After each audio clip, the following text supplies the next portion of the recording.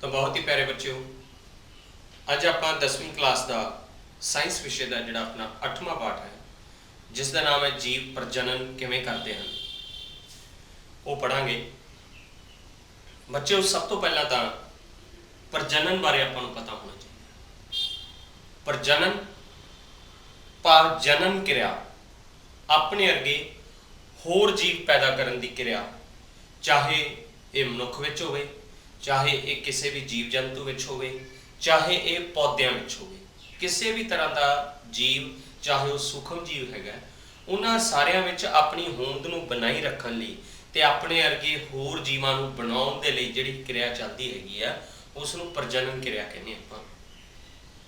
तां एक बहुत जरूरी प्रक्रिया हैगी आ प्रजनन, क्योंकि ਇਹਦੇ ਨਾਲ ਜਿਹੜੀ ਕਿਸੇ भी जाति की होंद ਜਿਹੜੀ ਆ ਉਹ बरकरार ਰਹਿੰਦੀ है। जे आप गल करिए धरती ते सब तो पहला जे जीवन होंद विच आया सी तो बैक्टीरिया मन्निया जाता भी ये सब तो पहला जीव सी। तो देखो इस चीज़ नूं करोड़ों साल बीत गए पर अज भी बैक्टीरिया होंद विच है। वो होंद विच क्यों है? अपनी प्रजनन क्रिया करके, क्योंकि उहदे विच इस तरह की क्रिया हुंदी सी भी अपने अरगे होर जीव वो पैदा वो कर सकता सी। पर यह है भी उस विच जिहड़े जीव पैदा करने के तरीके हैगे वो वख हो सकते हैं। तो आप उन्हां वख-वख प्रजनन के तरीकों बारे ही इस दे विच आपां इस पाठ दे विच पढ़ांगे। सब तो पहली गल तां जे आप गल करिए कि जीव सारे संतान पैदा कर सकते हैं तो बिल्कुल सही होवांगे। आपां हर तरह का जीव अपनी संतान पैदा करता है। आप आम तौर पर देखा भी कई बारी बच्चों का जन्म होंदा है, कई बारी जिहड़े कई जानवर जंतु जिहड़े हैगे आंडे पैदा करते हैं, तो उन्होंने ढंग अलग अलग हैगे आ। पर हुण आपां इस दे विच जिहड़ा आपां देखांगे टॉपिक वो हैगा भी की जीव अपने आप की पूर्ण नकल पैदा करते हैं। की जीव अपने आप दी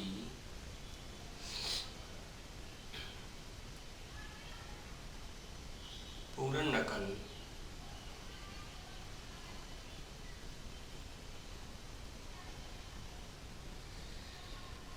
देखो जी आप प्रजनन के दो तरीकों बारे भी इस विच पढ़ांगे। मुख्य तौर पर एक लिंगी प्रजनन हुंदा, एक अलिंगी प्रजनन हुंदा। बेसिकली मुख्य तौर पर प्रजनन करने के लिए उस दे विच संतान जिहड़ी हैगी है उहदे गुण जिहड़े माँ बाप नाल रलदे हुंदे आ, भाव उत्थे नकल हो रही हुंदी है। तो वो नकल काहदे करके हुंदी है ये आपां गहराई विच जानन की कोशिश करांगे। मुख्य तौर पर जे देखा जाए तो सारे मनुखों की सरीरक बनतर इक्को जी है। बनतर इक्को जी तो भाव भी सारिਆਂ ਦੇ दो अखां लगियां, एक नक है, एक मूँह है, दो ਕੰਨ है, दो बाਹਾਂ है, दो ਲੱਤਾਂ।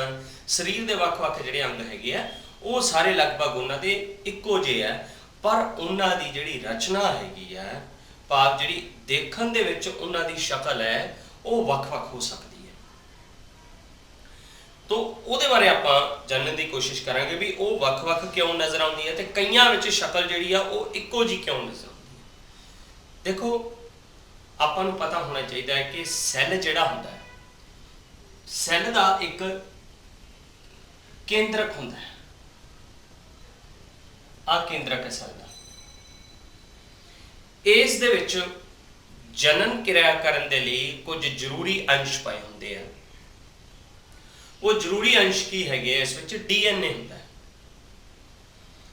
न्यूक्लियस दे विच जिन्ने भी गुणसूत्र हुंदे आ उन्हां विच DNA पाए हुंदे आ। गुणसूत्र की जे तुहानूं बनतर दसां तां इस तरह का गुणसूत्र हुंदा है। इन्हां गुणसूत्रां दे विच इहो जे अपने शरीर दे विच जे दसीए गुणसूत्र जिहड़े हैगे आ 23 जोड़े गुणसूत्र अपने एक माइक्रोलीटर ब्लड दे विच हुंदे आ, एक माइक्रोलीटर खून दे विच हुंदे आ। तो ये गुण सूत्र ही ਜਿਹੜੇ ਹੈਗੇ ਆ ਇਹ ਗੁਣਾਂ ਨੂੰ ਅਗਲੀ ਪੀੜ੍ਹੀ ਤੱਕ ਲੈ ਕੇ ਜਾਂਦੇ ਆ, ਕਿਉਂਕਿ ਇਹਨਾਂ ਗੁਣ ਸੂਤਰਾਂ ਦੇ ਵਿੱਚ ਡੀਐਨਏ ਪਏ ਹੁੰਦੇ ਆ। ਡੀਐਨਏ ਭਾਵ ਡੀਆਕਸੀ ਰਾਈਬੋਜ਼ ਨਿਊਕਲਿਕ ਐਸਿਡ, ਇਹ ਆਪਣੇ ਵਿੱਚ ਸੂਚਨਾ ਜਮ੍ਹਾਂ ਕਰਕੇ ਰੱਖਦੇ ਆ ਇੱਕ ਪੀੜ੍ਹੀ ਦੀ। ਤੇ ਜਦੋਂ ਇਹ ਕ੍ਰੋਮੋਸੋਮ ਜਾਂ ਇਹ ਗੁਣ ਸੂਤਰ ਜਿਹੜੇ ਹੈਗੇ ਆ ਅਗਲੀ ਪੀੜ੍ਹੀ ਵਿੱਚ ਜਾਂਦੇ ਆ, ਭਾਵ ਅਗਲੀ ਸੰਤਾਨ ਵਿੱਚ ਜਾਂਦੇ ਹਨ, ਤਾਂ ਮੁੱਢਲੇ ਭਾਵ ਮਾਤਾ ਪਿਤਾ ਦੇ ਜਿਹੜੇ ਗੁਣ ਹੈਗੇ ਆ ਉਹ ਡੀਐਨਏ ਰਾਹੀਂ ਸੰਤਾਨ ਵਿੱਚ ਕਾਫੀ ਹੱਦ ਤੱਕ ਚਲੇ ਜਾਂਦੇ ਆ। ਤਾਂ ਇਸੇ ਕਰਕੇ ਆਪਾਂ ਆਮ ਤੌਰ ਤੇ ਕਈ ਵਾਰੀ ਕਹਿੰਦੇ ਆ ਕਿ ਇਹਦੀ ਸ਼ਕਲ, ਫਲਾਂ ਦੀ ਸ਼ਕਲ ਮੰਮੀ ਨਾਲ ਰਲਦੀ ਹੈ, ਫਲਾਂ ਦੀ ਸ਼ਕਲ ਡੈਡੀ ਨਾਲ ਰਲਦੀ ਹੈ। ਉਹ ਸਾਰਾ ਕੁਝ ਕੌਣ ਕਰਦਾ? ਡੀਐਨਏ ਕਰਦਾ। ਹੁਣ ਉਸ ਗੁਣ ਸੂਤਰ ਦੇ ਵਿੱਚ ਡੀਐਨਏ ਤੇ ਪ੍ਰੋਟੀਨ ਹੁੰਦੇ ਆ। ਹੁਣ ਡੀਐਨਏ ਬਾਰੇ ਤੁਹਾਨੂੰ ਮੈਂ ਦੱਸਣਾ ਚਾਹਾਂਗਾ ਥੋੜਾ ਜਿਹਾ। ਦੇਖੋ, ਮੰਨ ਲਓ ਬਈ ਪਿਤਾ ਦਾ ਜਿਹੜਾ ਡੀਐਨਏ ਹੈ ਉਹ ਇਸ ਤਰ੍ਹਾਂ ਦਾ ਹੈ,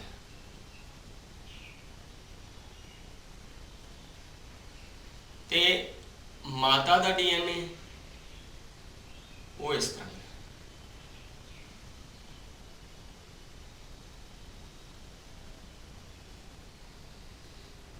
ਤਾਂ ਜਦੋਂ ਲਿੰਗੀ ਪ੍ਰਜਨਨ ਹੋਣਾ ਹੈ, ਲਿੰਗੀ ਪ੍ਰਜਨਨ ਹੋਣ ਦੇ ਨਾਲ ਸੰਤਾਨ ਦੇ ਵਿੱਚ ਜਦੋਂ ਦੋਨਾਂ ਦਾ ਡੀਐਨਏ ਜਾਊਗਾ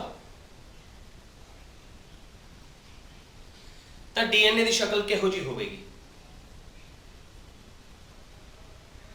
ਆਪਾਂ ਇਹ ਅਨੁਮਾਨ ਲਾ ਰਹੇ ਹਾਂ, ਅਨੁਮਾਨਿਤ ਹੈ ਇਹ।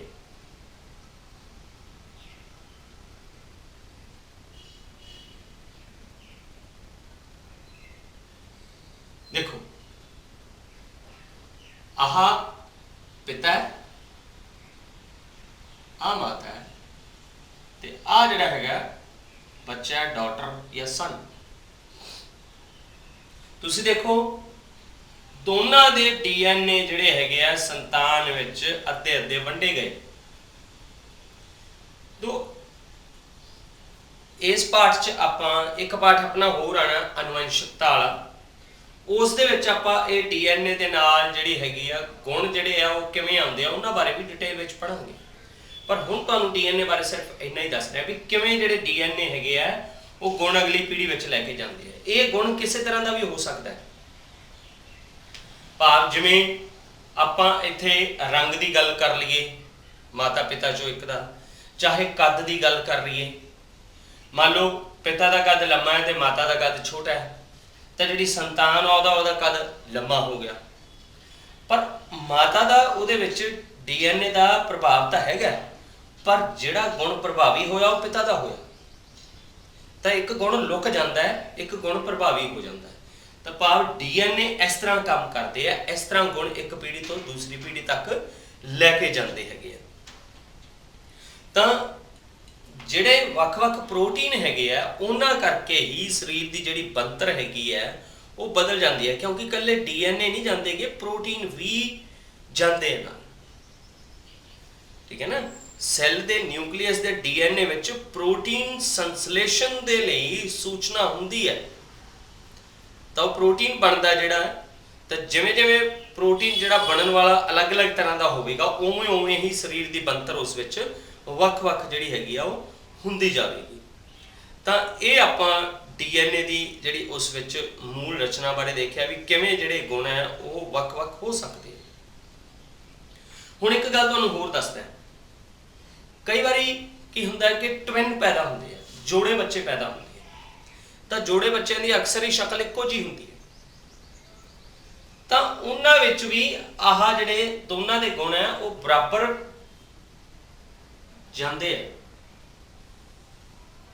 तो जो बराबर गए तो दोनों की शक्ल इक्को जी होगी।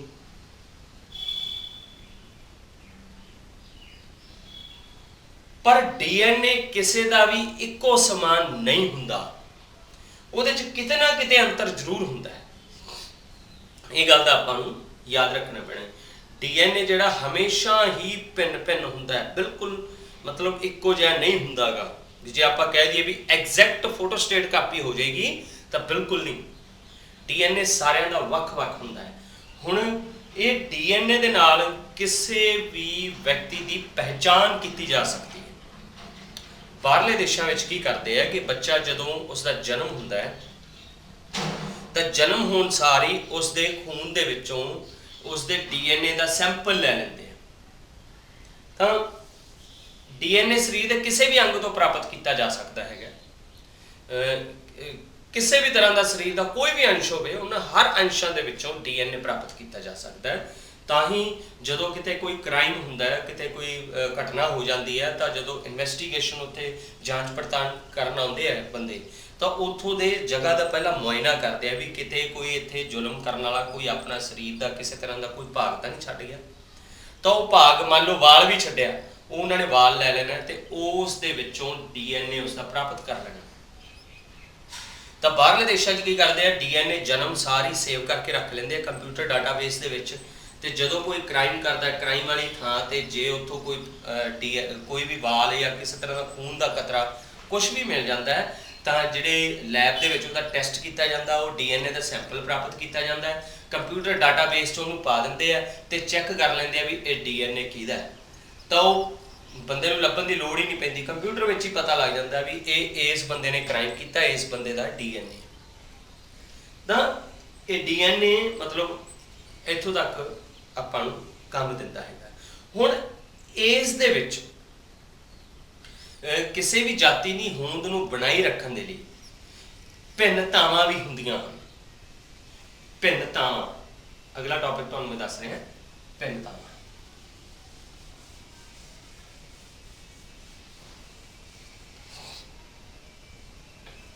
ਇਹਦੇ 'ਚ ਹੈਗਾ ਵੀ ਭਿੰਨਤਾ ਦਾ ਕੀ ਮਹੱਤਵ ਹੈ।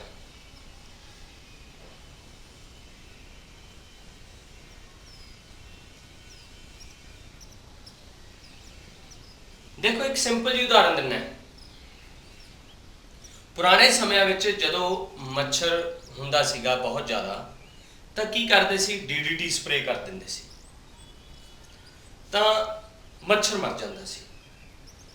ਪਰ ਉਹਨਾਂ ਵਿੱਚ ਮੰਨ ਲਓ ਵੀ 100 ਮੱਛਰਾਂ ਤੇ ਡੀਡੀਟੀ ਸਪਰੇ ਕੀਤੀ, ਉਹਦੇ 'ਚ ਜਿਹੜੇ 99 ਸੀ ਉਹ ਤਾਂ ਮਰ ਗਏ ਤੇ ਇੱਕ ਜਿਹੜਾ ਜਿਉਂਦਾ ਰਹਿ ਗਿਆ।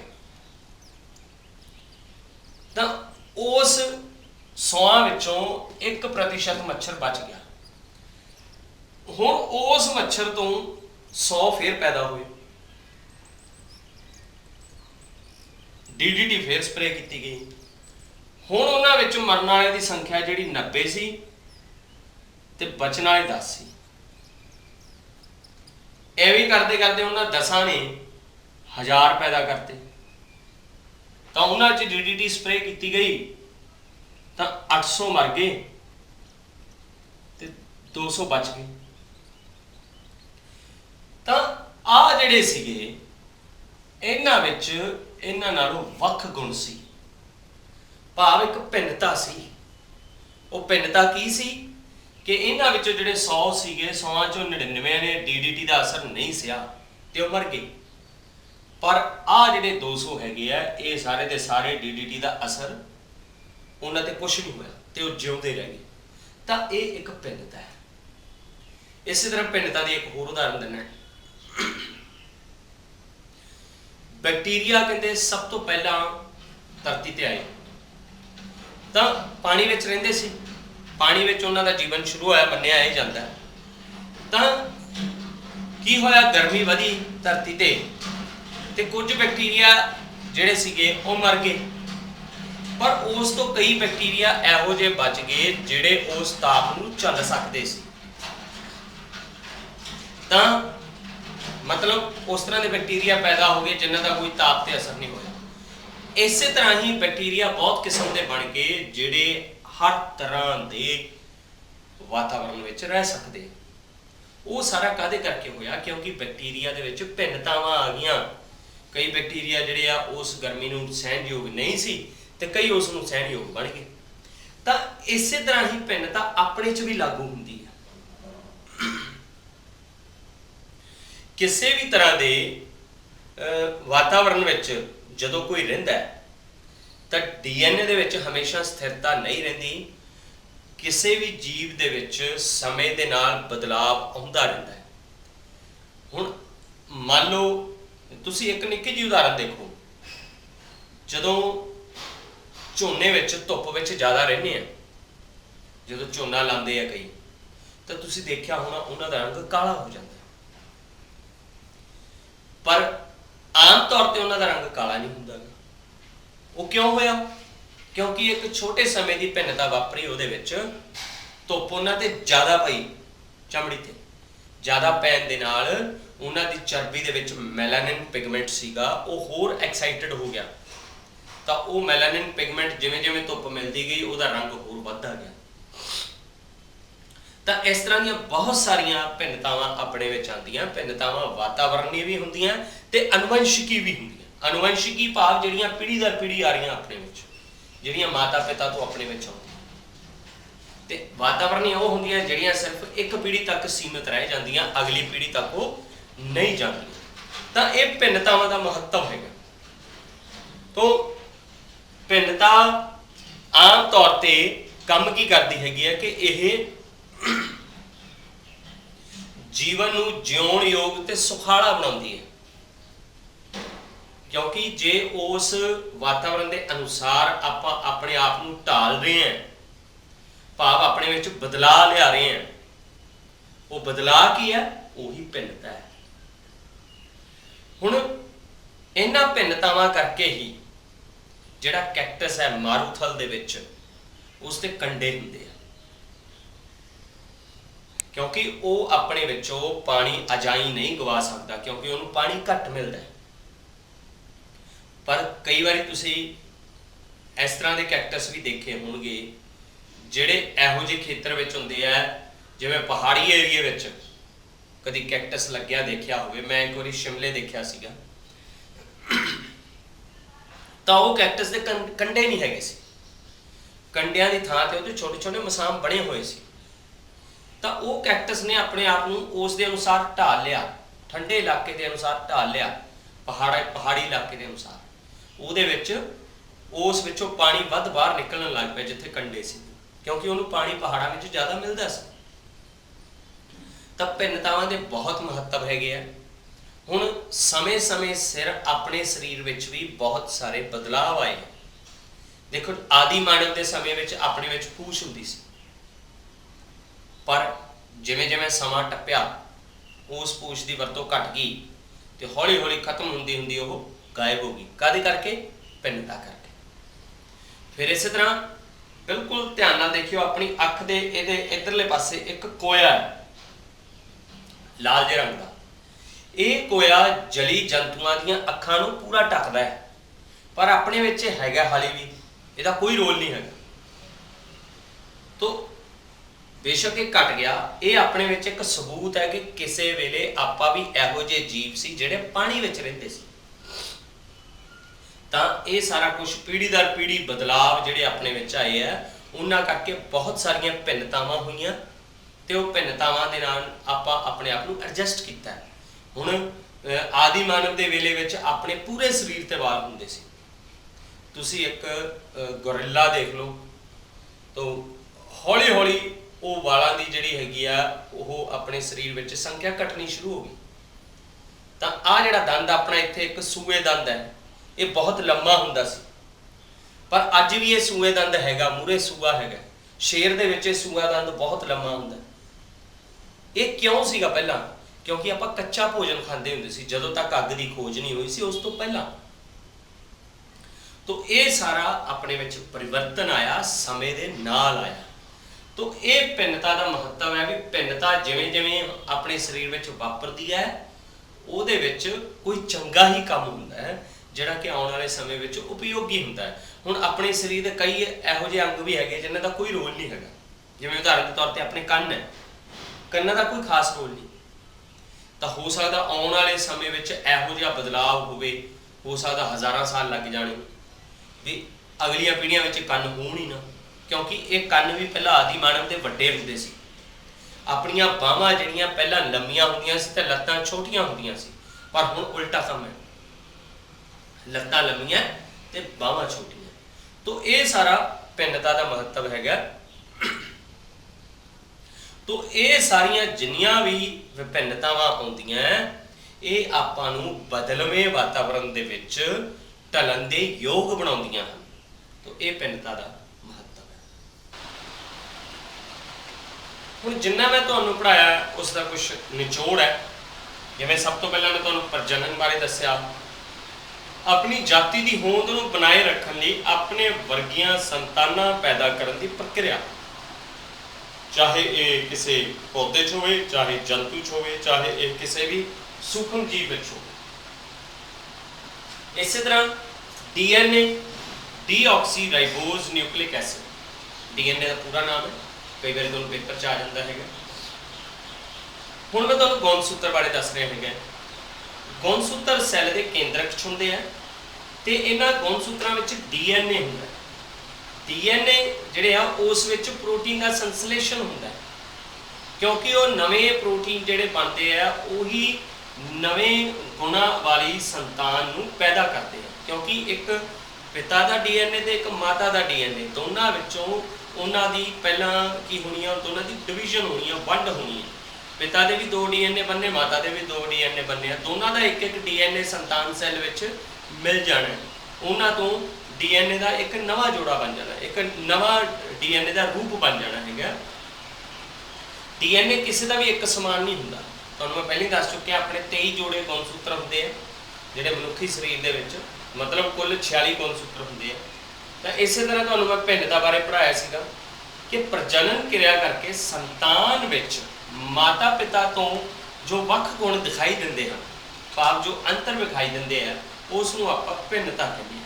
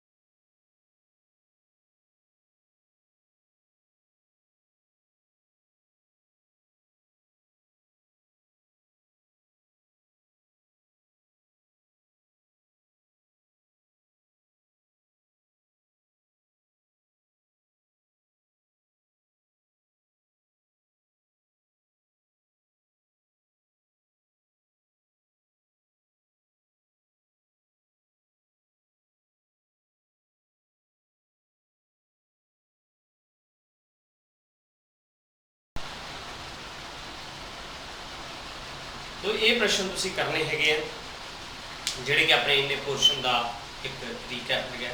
जिवें पहला प्रश्न है प्रजनन की परिभाषा दो, दूसरा हैगा भी प्रजनन की की महत्ता है, तीसरा प्रश्न दस्सिया भी सैल के किहड़े हिस्से विच प्रजनन के उपयोगी अंश हुंदे हन, भाव उसकी सैल जिहड़ी प्लाज्मा झिल्ली या उसका सैल पदार्थ या उसका केंद्रक, उन्हां विचों किहड़ा हिस्सा वो तुसीं दसना। फिर दसना गौणसूत्र की हुंदे हन। इस तरह DNA का पूरा नाम दसना तुसी। फिर दसना भी प्रजनन क्रिया दौरान गुणों के वाहक किन्हां नूं कहा जाता, भाव जिहड़े गुण संतान तक कौन लैके जाता उहदे बारे तुसीं दसना। मनुखी शरीर में किन्ने गौणसूत्र होंदे हन तुहानूं दस चुके हैं।